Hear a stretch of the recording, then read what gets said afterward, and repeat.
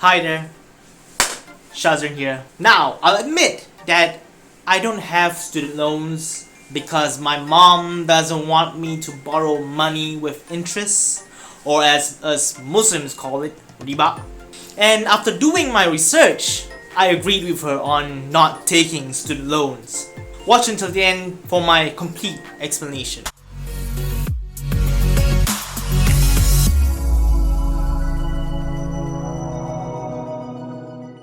So, first off, student loans. Now, I know, education is important, therefore you should always pursue it, no matter what, even if it means taking loans. That's what we've heard from our parents all this time, from back then until now. But the problem with this is, after doing a lot of research, watching a lot of videos and reading a lot of articles, and not just some random bloggers articles like articles from Investopedia and such, they're all saying negatives about taking student loans, and I couldn't find an article that says good things about taking student loans other than articles promoted by people giving out student loans, in the organizations giving out student loans. So of course they're biased, of course they're gonna say positives about taking student loans because they're giving it out. They're gonna get interest from it. They're gonna make a profit. So that was a problem. I couldn't find any positive articles about student loans other than the ones that most likely are biased. The others who are unbiased seem to say negative things about it. So let me just explain what I've got here. So let's talk about why we should take student loans to study, because basically it's like this. This is the thing that our parents since back then until today still talk about. You should further your studies, your education, because you'll get higher pay, and this is based on the American average pay for people who are aged 35. Their average income annually for just high school graduates, $35,342, which, let me just say, $1 is equals to 4 Malaysian ringgit. So just to put it into context for you Malaysians out there. So the average income for a high school graduate is this.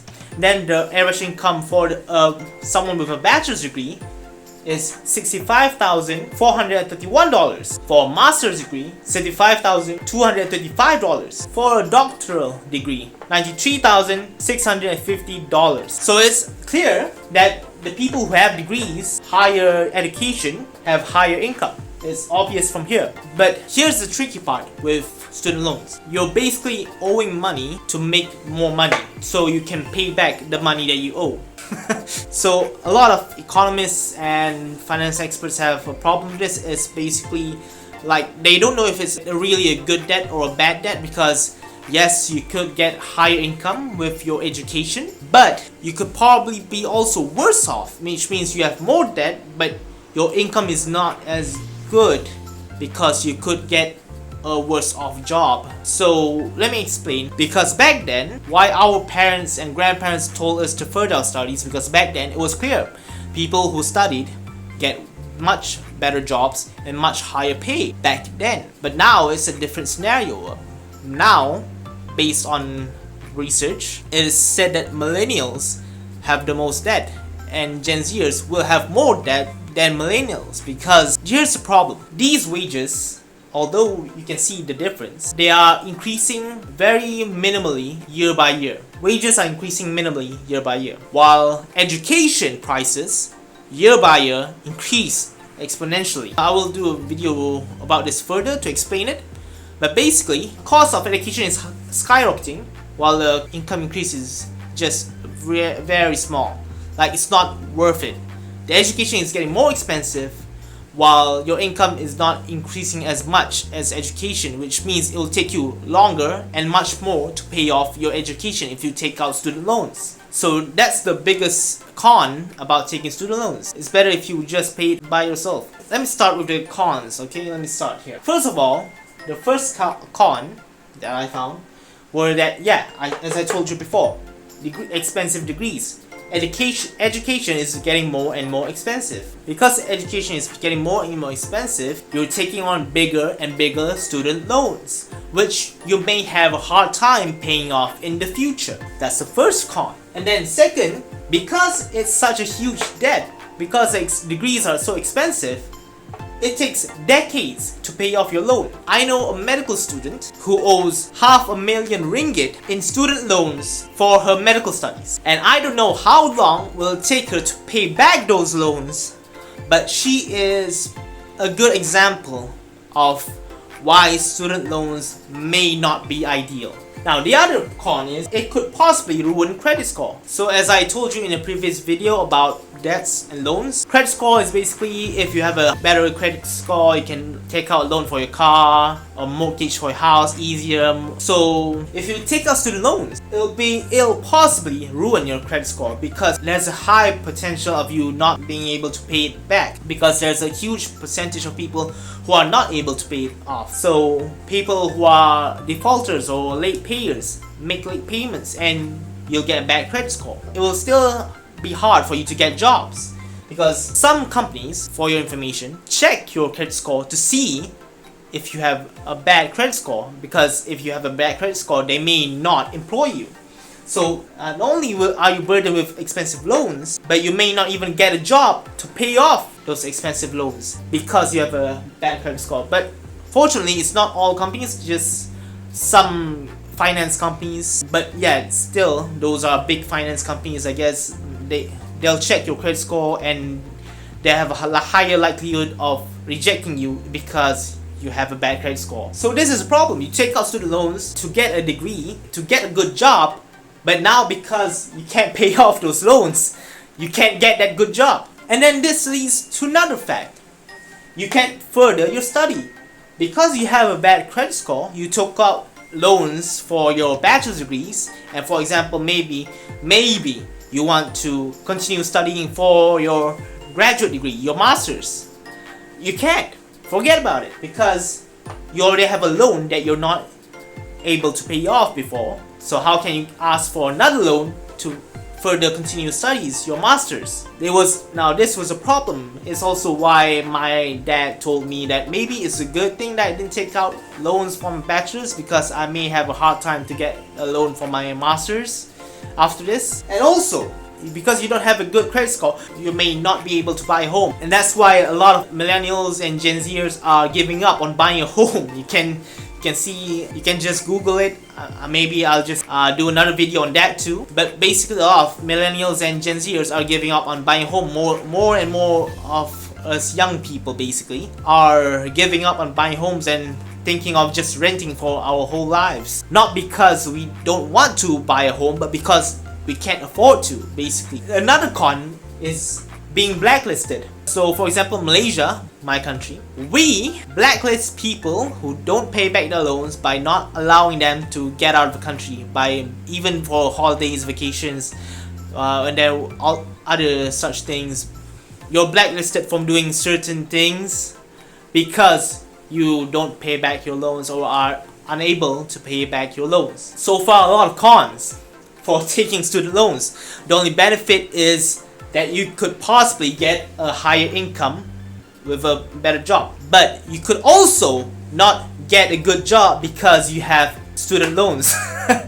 Some twist there. So, those are the cons. And so far, not many advantages of taking student loans. The only advantages I found on the internet was saying that student loans are cheaper than normal loans. Student loans are not as bad as inflation, so it's like you're paying the exact same amount that you're owing. It's the interest that doesn't count. Basically, some articles say like that, but it's still the same. You're still owing money, huge amounts, and paying interest on those amounts. I'm not trying to scare you to not further your studies. I'm just trying to help you consider about taking student loans, because I want to help you think of ways to avoid student loans.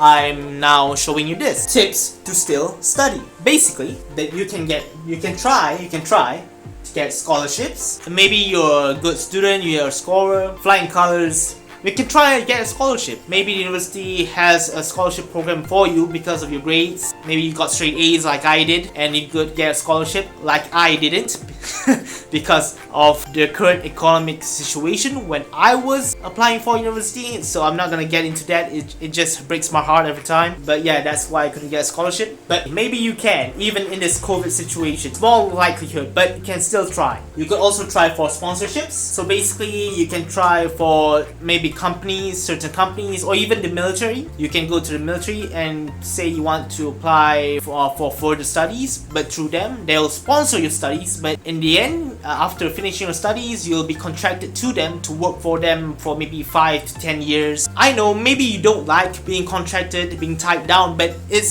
still free education. So it's still an option for you if you want to continue. So yeah, sponsorships. Other than that, there are online universities. Online universities right now are increasing in the numbers, and also they are getting way cheaper to the point that it's really affordable, and more people are going for that option, online universities. Even some big universities are doing online courses, online universities, and there are actual degrees that are certified. You can get a good job probably with these degrees. I'm not gonna promise you anything because most likely, because that may not be the case. I'm not gonna give you false hope. I'm just trying to help you by giving you the reality of the situation. So online universities are getting cheap. There's also a free online university called the University of the People, and the University of the People, luckily for you, it's not just free, but it's also certified. So employers will look at the degree and know it's legit. It's not a fake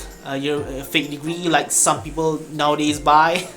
So you don't have a problem with that. You could also do part-time studies where you part-time work maybe and then part-time study in university for your degree, so you can make money at the same time furthering studies. So you don't have to take student loans. You can just pay it with your work money.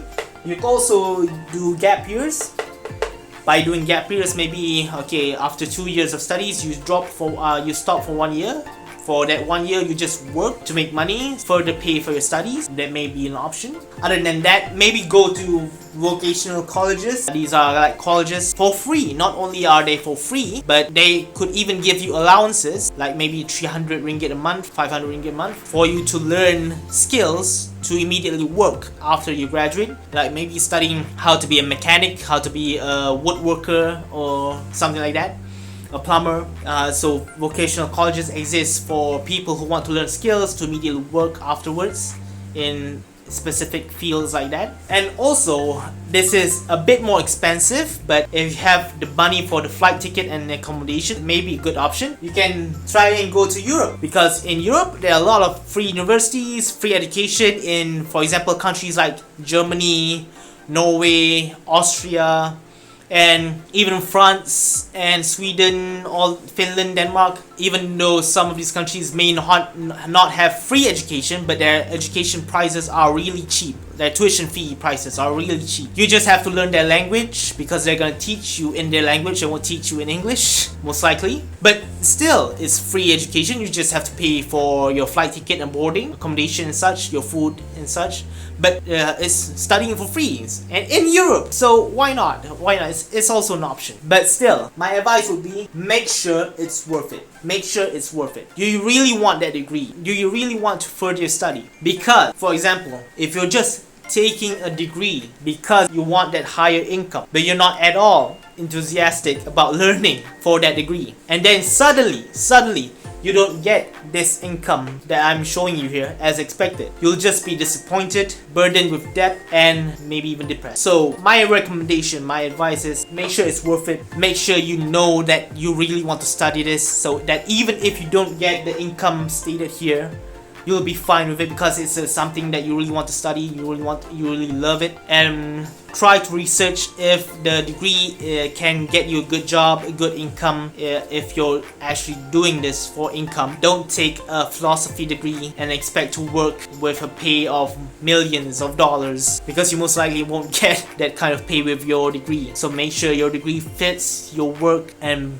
maybe fits the income that you're expecting to get. If you don't think that you want to study, if you don't think that studying is worth it for you, then don't do it, because to a lot of people it's not worth it. Clearly think this through first. Only after thinking it through, only after recognizing if it's worth it or not, then pursue it. And if you want to pursue it cheaply, then do what I suggested here. But if you don't think it's worth it, don't do it. That's my recommendation, that's my advice. Now, for example, me, I'm studying actual science. I'm borrowing money from my mom right now. I'm gonna pay it back over 2 to 3 years. Interest free, of course, but still, I have no regrets because I think it's worth it. This degree, actual science and risk management from University of Science Islam Malaysia, to me, I think it's worth it because I think it will help me get to the job that I want to get, and that job has a higher pay than this. I'm confident in that. I don't mean to be cocky, I'm just confident in that, and that's why I think it's worth it. That's why I'm pursuing it. That's my take. Thanks for your time.